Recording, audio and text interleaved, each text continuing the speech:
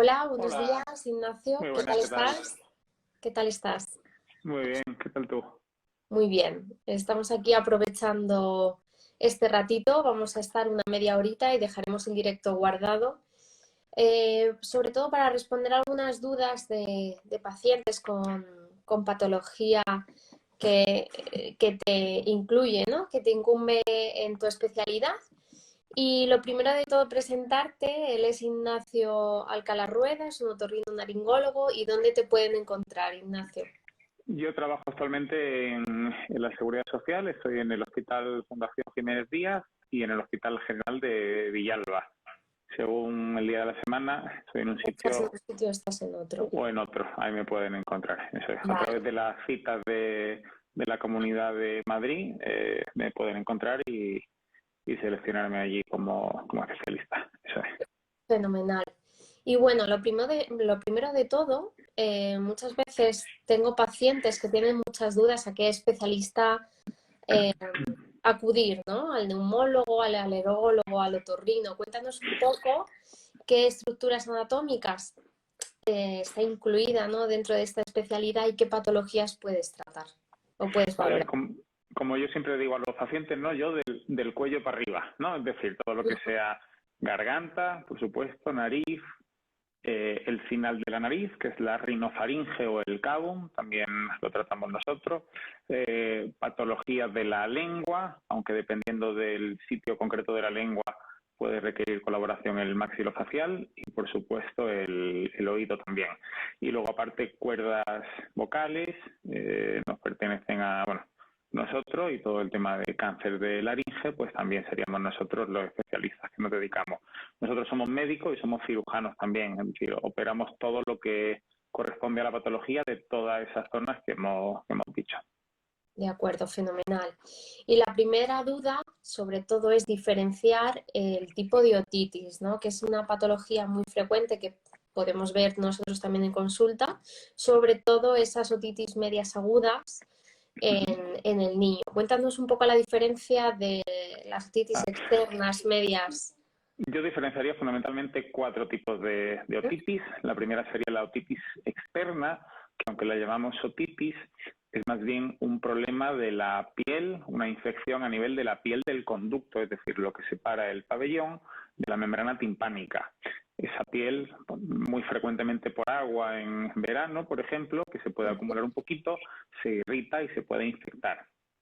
Luego, a nivel del oído medio, tendríamos fundamentalmente dos o tres tipos de otitis, ¿no? La otitis media serosa o la otitis media en inglés dicen con efusión, ¿no? Que sería ese moco que se acumula en el oído medio, pero que no produce una infección, es decir, es moco acumulado no infectado. Esa sería la otitis media serosa.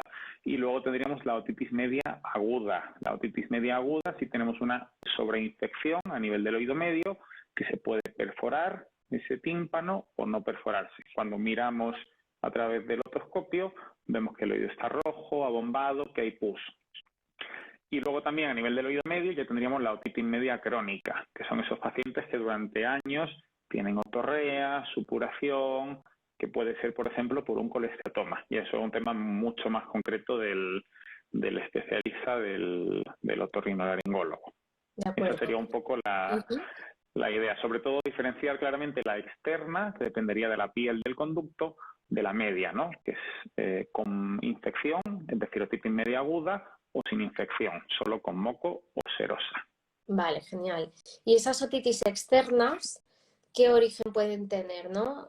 Puede ser vírico La externa va a ser habitualmente bacteriana, consecuencia de que se acumula ese agua que se sobreinfecta en la piscina en verano. Puede ser por hongos, también por humedad, o puede ser simplemente por una acumulación de esa piel. Los pacientes que tienen, por ejemplo, un eczema a nivel de otras partes del cuerpo, en la piel del conducto también tienen eczema y ese eczema se sobreinfecta. No es habitual la otitis externa vírica. Hay un tipo que sería la otitis por herpes zóster, pero estamos hablando de una cosa rara, una causa poco frecuente. Vale. La otitis media, sin embargo, que también es por bacterias, bueno, tendríamos que diferenciarlo, no sería exactamente una otitis cuando es por virus, y eso pues sería una meningitis, ¿no? Simplemente una inflamación por un virus a nivel del tímpano. Eso es.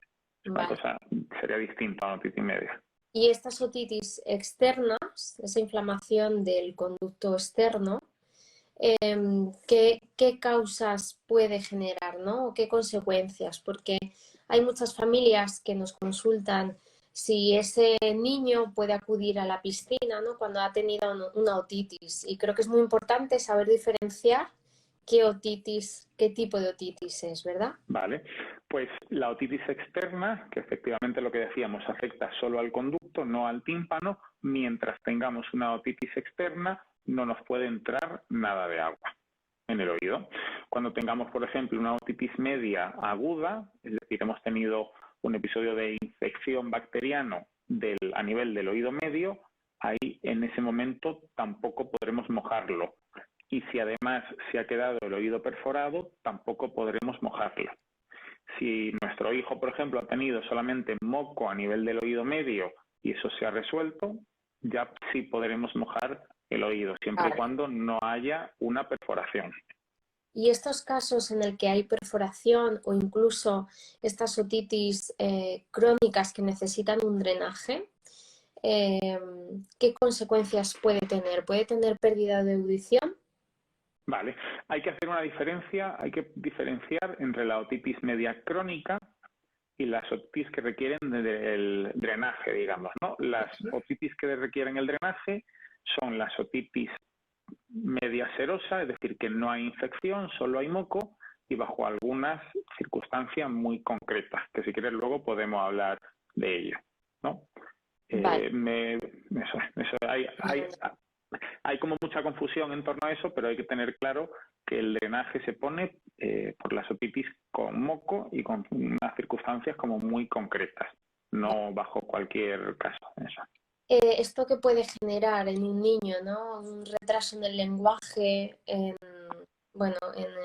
van mal en el colegio, ¿no? También, Eso porque es.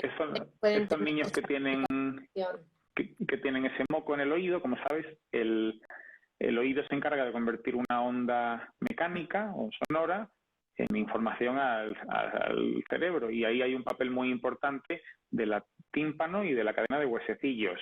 Cuando el moco bloquea esa cadena de huesecillos, el sonido no transmite bien. Y como el sonido no transmite bien, ese niño tiene una pérdida de audición. Efectivamente, niños que tienen pérdida de audición marcadas van a tener una dificultad en el desarrollo del lenguaje y van a tener algunas dificultades en clase y en el colegio. Y eso es lo que nosotros llamamos como un niño en riesgo auditivo, especialmente más en niños que tienen cualquier otro tipo de dificultad en el desarrollo psicomotor, por ejemplo, ¿no? Niños con un déficit de atención e hiperactividad, niños con cualquier otra patología, serían niños que tienen riesgo auditivo. Eso, niños en riesgo auditivo. Y es súper importante en estos niños hacer un control estrecho y un seguimiento adecuado. Puede ocasionar pérdida de audición en la edad adulta, ¿no? Estas consecuencias, ¿no? De una otitis sin revisión y sin tratamiento. Especialmente cuando son otitis que esas serían ya de tipo crónico, con infección. Cuando se producen muchas otitis agudas, con mucha otorrea y supuración, se perfora el tímpano y los huesecillos se van desgastando, digamos. O, por el contrario, cuando hay un colesteatoma, que es otro tipo de enfermedad que puede producir una otitis media crónica. Vale. Y algunos pacientes, ¿no? Algunas preguntas que nos han dejado es si puede llegar estas infecciones repetitivas a generar vértigos. Vale, lo que es, por ejemplo, bueno, como sabes todos, el oído no solo tiene la función de audición, también tiene la función del equilibrio. Cualquier alteración en el oído medio puede producir síntomas vestibulares, que es como lo llamamos nosotros. Pueden producir síntomas vestibulares, la mayoría durante el episodio de la otitis. Sería muy raro tener una secuela en forma de vértigo, de mareo o de inestabilidad consecuencia de una otitis, salvo otitis muy agresivas que requieren otro tipo de tratamientos, como por ejemplo el colesteatoma o como por ejemplo una otitis que requiera un ingreso, ¿no? Pero ya estamos hablando de casos muy concretos. Podemos tener algunos síntomas de mareo, de inestabilidad o de vértigo durante la otitis, pero para que dejen una secuela en esa forma, eso es raro, eso es difícil. Vale. Y volvemos a esa otitis seromucosa en el que haya acumulación, ¿no?, de gran cantidad de moco en la nasofaringe, incluso en el cabum. Y aquí tengo un modelo anatómico, que es el que yo tengo, ¿no?, que les muestro a los pacientes para indicarle dónde se puede localizar el moco y qué relación tiene con esa relación estrecha con la trompa de Eustaquio, ¿no?, que es ese conducto que va hacia el tímpano, que es la estructura que... Hacia el oído medio, eso es. El oído medio que queremos proteger. Entonces, no sé si desde la especialidad vosotros dais algunas recomendaciones para la higiene nasal. Sí, claro, como has dicho, bueno, estos niños que tienen sobre todo las dos causas más frecuentes de que se produzca esto de tener tanto moco en el oído, una sería la obstrucción a nivel del cabum, de la rinofaringe, efectivamente lo que está al final de la nariz, y otro es la mala función de la trompa. Los niños pequeños tienen la trompa muy horizontal y eso dificulta el drenaje desde el oído hasta la nariz, por eso se acumula. Conforme crecen cambia la forma de esa trompa y es más fácil que se produzca ese drenaje hasta la nariz. Nuestra recomendación más frecuente es que realicen lavados con agua de mar o con suero fisiológico para descongestionar un poco las fosas nasales. Esa sería un poco la recomendación general. Fenomenal. Aquí nosotros nos entramos un poco en este ámbito en el que sí que es muy importante tener una educación con las familias, explicarles cómo hacer el lavado, ¿no?, la posición de la cabeza, siempre con un control de la presión, que podemos desplazar ese moco a la trompa de Eustaquio. Y tengo aquí varios dispositivos que os quiero enseñar. Bueno, pues una jeringa, ¿no?, de 10 mililitros o una jeringa Spray-Sol que puede pulverizar el suero, incluso una lota nasal para los niños que colaboren o los adultos incluso, ¿no? Lo que queremos es realizar esa ducha que arrastre el moco de toda la zona nasofaringea y cabum para que pueda desplazarse hacia el otro lado del otro orificio, la otra narina, o se desplace hacia la faringe, ¿no?, hacia la garganta. Para nosotros es importante hacer la ducha y el arrastre, pero en niños, que siempre es un poco más complicado, quizás hay que centrarse más en hacer un lavado que ellos puedan tolerar con cierta suavidad, porque el suero no es útil solo por el arrastre. La proporción que tiene de cloruro sódico también tiene un efecto osmótico que lo que hace es que de alguna forma aligera ese moco. Y es más fácil desplazarlo, incluso disminuye la inflamación de la mucosa. Eso es también importante. Eso es. Si tenemos que priorizar, mejor hacerlo así que no poder hacerlo porque el niño se niegue. Bueno, el niño o el adulto. El adulto. Súper importante en los lavados nasales, y que esto lo quiero incidir porque muchas veces las familias realizan lavados, pero nos falta una última técnica, que es la desobstrucción rinofaringea retrógrada, que es una inspiración forzada nasal. La podemos hacer de forma activa o al niño tapándole la boca, forzando esa inspiración para arrastrar el moco que quede justo en la parte posterior de la cavidad nasal, que es súper importante ese último paso. No sé si lo conocías. No, en niños nosotros quizá un poco el miedo o la duda que nos queda siempre es, sobre todo en niños muy pequeñitos, ¿no? A partir de 4, 5, 6 añitos no pasa nada, pero en niños muy pequeñitos, cuando hacemos el lavado y ellos no son capaces de bloquear el paladar, siempre tenemos el riesgo de que algo de ese líquido que cae se aspire. Eso sería muy raro, que termine en la tráquea, ¿no?, y finalmente en el pulmón. Por eso, a partir de ciertas edades sí que insistimos, pero cuando son pequeñitos quizás casi más importante hacerlo con suavidad porque el niño no colabora, ¿no? Y y no tolera todo lo bien que debería. Claro, siempre es muy importante en estos niños, estos lactantes, ¿no?, que todavía no colaboran, que ese lavado sea suave. Intentaremos que el suero salga, ¿no?, por el otro orificio, pero esas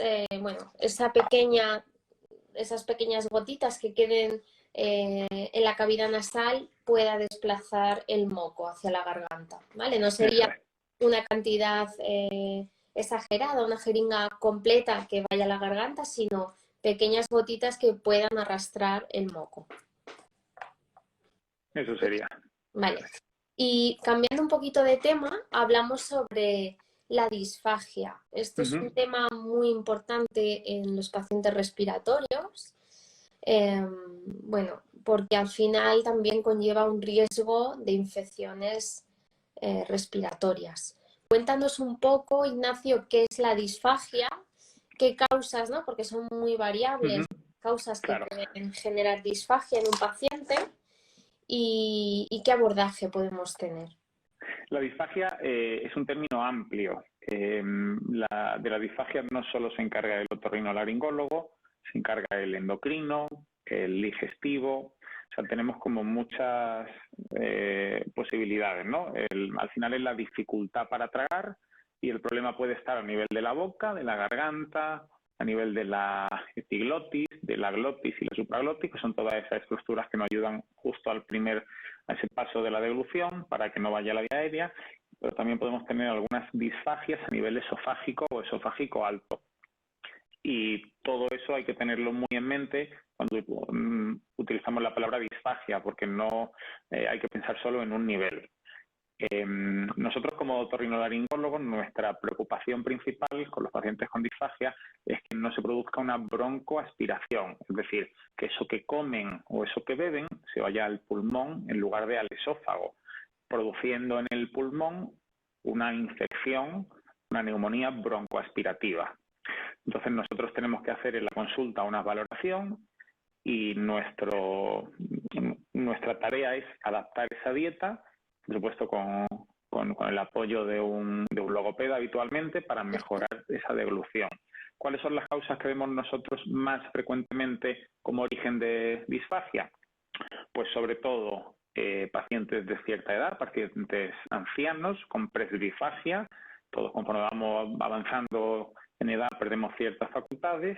Pacientes neurológicos, es decir, pacientes con problemas para penetrar bien todos esos mecanismos para tragar, y luego pacientes oncológicos también, con tumores a nivel de la boca, de la garganta o de la laringe. Eso sería fundamentalmente lo que como otorrinolaringólogos solemos valorar. Vale. Yo sí que puedo incidir aquí que me he encontrado en consulta muchos pacientes con EPOC, con esa enfermedad pulmonar obstructiva crónica, que en grados más avanzados, posgrave, pueden incluso tener una disfagia importante. Claro, el paciente con EPOC es un paciente en el que hay que prevenir especialmente la broncoaspiración. No por ser paciente EPOC tienen más probabilidades, pero con una pequeña aspiración que tenga, la complicación ya es mucho mayor que en un paciente sin patología pulmonar. Por eso en esos pacientes hay que ser especialmente cuidadosos. Eso es. Vale. ¿Y qué prueba utilizaríamos? ¿Una videofluoroscopia para valorarlo? Nosotros primero, lo ideal es siempre ir de lo menos invasivo a lo más invasivo, ¿no? En hospitalización, por ejemplo, lo que hacemos son una prueba clínica en el paciente, ¿no?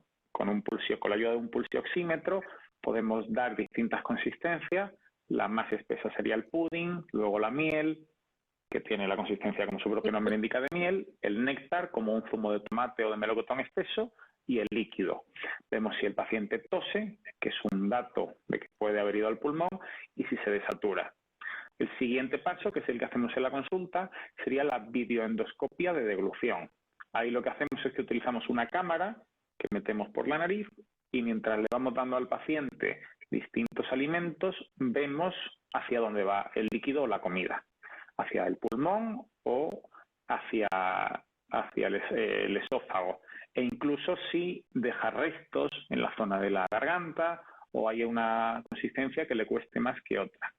Y nuestro siguiente paso sería la videofluoroscopia. La videofluoroscopia, nosotros le damos al paciente ese alimento con un contraste a la vez que utilizamos una radiografía.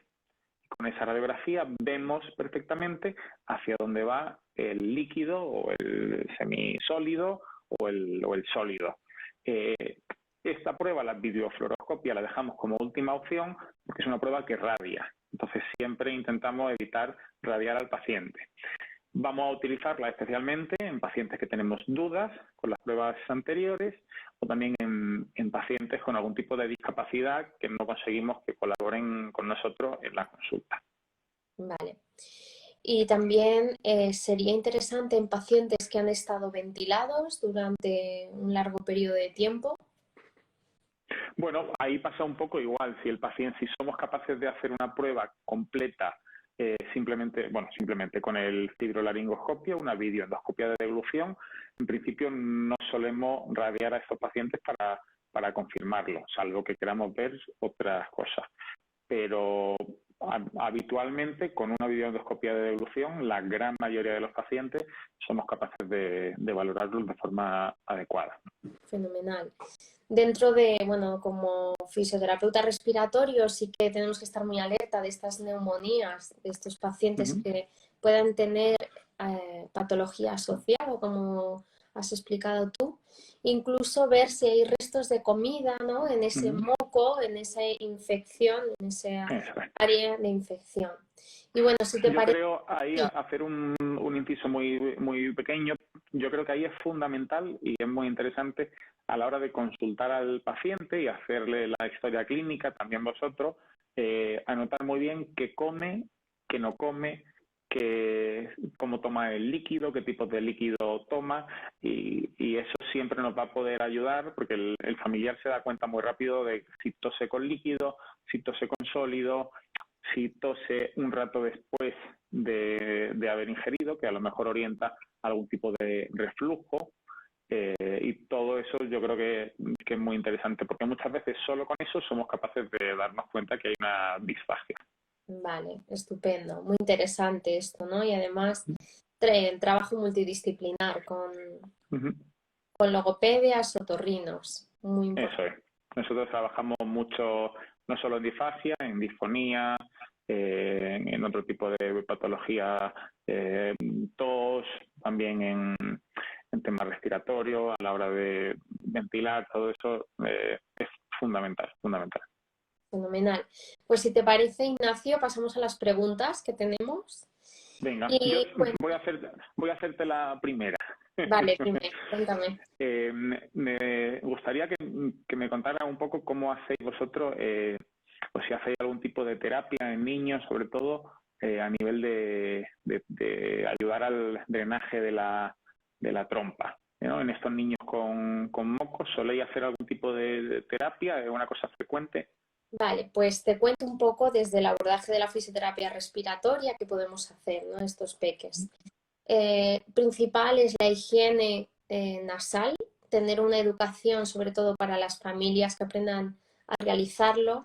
Siempre damos pues varias posibilidades, varios dispositivos para que lo puedan utilizar, que se sientan cómodos, pero lo más importante es en estos peques que tienen otitis seromucosas, que creo que es lo que me estás preguntando Sí, en concreto, justo. es que realicen esos lavados de forma preventiva para evitar acumular ese moco en la parte posterior de la cavidad nasal y siempre evitando presión, ¿no? Por eso a mí me gusta mucho utilizar jeringas, siempre controlando la presión, o lotas, que son dispositivos que se adaptan muy bien a la nariz y no se pueden apretar, ¿vale? Aquí ya no evitamos que se pueda desplazar a la trompa de Eustaquio. Y luego tenemos unas máquinas de vapor que vienen de la balneoterapia de Francia, que las utilizamos actualmente, y esas micropartículas de agua de mar que vaporizamos directamente a la vía aérea superior, a la nariz, son partículas grandes, es decir, que se van a depositar en toda la vía aérea superior. Pedimos esas inspiraciones profundas o si no, el niño va respirando ese agua de mar, ¿vale? Para hidratar esa trompa de Eustaquio después de realizar una higiene. ¿Sí? Vale, muy interesante, vale. Vale, genial. Y bueno, pues esto a mí me parece muy interesante, ¿no? Que lo hagamos en estos peques que tienen otitis seromucosas, sobre todo, ¿no? Para evitar complicaciones. Pero principalmente tener una buena higiene, tener una constancia de lavado en casa y si acumula gran cantidad de moco ya podemos utilizar esa máquina de vapor, ¿vale? Que hay algunas portátiles, pero otras son de pared, o sea que el dispositivo no se puede transportar porque es bastante... Vale. ¿Vale? Bueno, pues Vale. te hago una pregunta respecto a otitis y disfagia. Me pregunta una paciente en otitis repetidas en la infancia, ahora tengo hipoacusia unilateral y vértigos, ¿no? Está relacionado. Yo creo que ya me has respondido en el directo. Puede estar. Claro, es muy difícil a posteriori saber cómo eran esas otitis y es muy difícil, o sea, la hipoacusia puede ser de muchos tipos, ¿no? Y puede ser por muchos motivos. Entonces, claro, eso requiere de un estudio en profundidad. Si fuera tan fácil responder a esa pregunta, pues esa pregunta en concreto es muy compleja, además porque las causas de vértigo pueden ser muy distintas y pueden no tener relación con esa otitis. Entonces, claro, responder de forma genérica a esa pregunta, eso es complicado. Hay que realizar una buena historia clínica también, ¿no? Eso es, y una audiometría, eso es muy difícil, ahí es muy difícil. Vale. Otra pregunta, ¿algún tratamiento novedoso para la hipoacusia? Bueno, el tratamiento, dependiendo del tipo de hipoacusia, volvemos un poco a lo mismo. Tenemos en general dos tipos de pérdidas de audición, ¿no? Las que son transmisivas, porque hay algo en el oído medio que no funciona bien, y las que son neurosensoriales, porque hay un problema en el oído interno o a nivel del nervio auditivo. Las que son transmisivas, habrá que tratar la causa, y habitualmente esas se pueden tratar, dependiendo del origen, con algún tipo de cirugía, ¿no? Si hay mucho moco, por ejemplo, lo que decíamos, y hay una pérdida importante de audición, con un drenaje. Si los huesecillos de la cadena no funcionan, reemplazándolos. Si hay un colesteatoma, quitándolo y reemplazando el huesecillo afectado. Si hay una pérdida de audición neurosensorial, y esto se reserva para pacientes con pérdidas muy avanzadas, se puede valorar la opción de un implante coclear, que es un cable que se coloca en la cóclea, en el oído interno, y que emite una señal eléctrica y posibilita a pacientes con pérdidas de audición avanzada que puedan volver a integrarse y a tener una vida prácticamente de un normoyente. Y eso, que no es reciente, estamos hablando de 20, 30 años de historia, cada día la verdad que mejoran más y la calidad a día de hoy no tiene nada que ver con los primeros. Yo creo que ese sería un poco el cambio más importante que hemos tenido. Vale. Ahora existen otro tipo de implantes de oído medio, implantes de tronco, con indicaciones también concretas. Pero yo creo que el implante coclear ha sido lo que ha cambiado la vida a millones de personas en todo el mundo. Vale, qué interesante esto. Porque al final también, ¿no?, se puede mejorar la calidad de vida de estos pacientes. Pacientes que no trabajaban porque ya no podían escuchar, vuelven a trabajar. Niños que tienen pérdidas completas de audición, que esto hace 40, 50 años era un drama absoluto porque no iban a tener un desarrollo normal. Hoy en día se pueden poner implantes cocleares y tienen un desarrollo completamente normal. Y eso supone un cambio radical en la calidad de vida y en el desarrollo del niño, por supuesto. Vale. Bueno, y te hago la última pregunta. Es de una paciente que tiene una EPOC de base, ¿vale? Pero me pregunta que si una tos seca, continuada, de 2-3 meses de evolución, puede ser a causa de una disfagia. Bueno, para responder a esa pregunta hay que hacer una valoración. yo le recomendaría, por supuesto, que acudiera al especialista para valoración, pero antes de eso, o mientras tanto, haría una especie de diario, ¿no? ¿Cuándo se produce la tos? ¿Se asocia claramente después de la comida, más con el líquido o más con el sólido? ¿Ocurre cuando nos tumbamos en la cama? Y a lo mejor hay que pensar en un componente de reflujo, que también es una causa frecuente. Entonces, todo eso tendríamos que buscar muy bien el desencadenante y, conocido el desencadenante, hacer una valoración. ¿Podría ser por disfagia? Podría ser, pero podría ser por montones de cosas.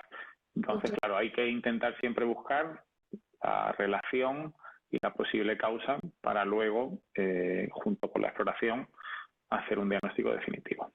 Vale, estupendo, genial. Bueno, pues no sé si tienes alguna pregunta por tu parte. Todas las preguntas que nos puedan dejar, yo creo que nos habían dejado anteriormente una, vamos a buscarla. Vale, nos pregunta Nia, ¿sonarse los mocos con presión puede causar otitis en los niños?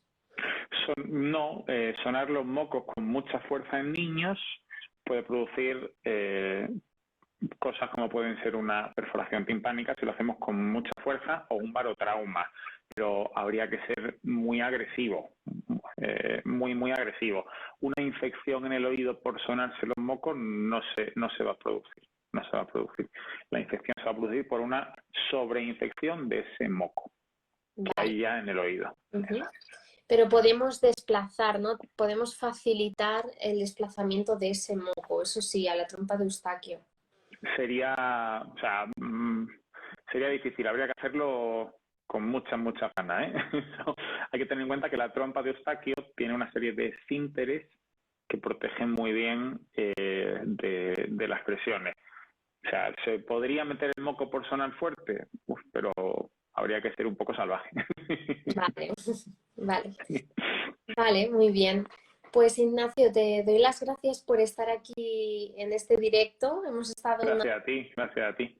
Una media hora, lo dejaremos guardado y todas las preguntas que después puedan surgir las podremos contestar. Muy bien, claro que sí, por supuesto. Y bueno, la importancia, ¿no?, de trabajar de forma multidisciplinar, consultando con otorrinolaringólogos, pediatras, neumólogos, logopedas, para abordar al paciente de forma conjunta, ¿no? Es fundamental. Eso es imprescindible. Muchas veces nosotros solo podemos ver y tratar hasta donde nosotros vemos, ¿no? Si nos falta una pata, pues nos quedamos cojos. Entonces yo creo que eso es muy importante, y tener distintos puntos de vista, porque no hay, ojalá fuera tan fácil, estuviera todo perfectamente protocolizado, pero no, pues tenemos todos que estar un poco pendientes y revisar junto al paciente. Vaya, la medicina de este siglo funciona así y es como tiene que ser. De acuerdo, fenomenal. Pues nada, gracias a ti y a todos por estar aquí y bueno, pues nos vemos en la próxima. Muy bien, igualmente, estamos en contacto. Un saludo. Gracias a ti. Adiós. Chao.